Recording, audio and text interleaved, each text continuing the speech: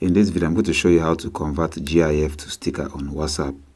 You have to install Google Keyboard on Play Store on your Android device.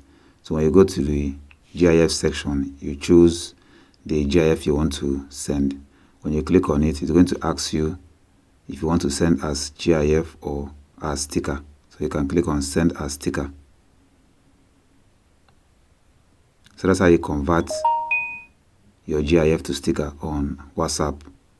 After doing that, it's going to save in your sticker collection on WhatsApp. You don't have to do that again. So it's going to be here forever. So that's how you convert GIF to sticker on WhatsApp. That's all for this video. See you guys in the next one.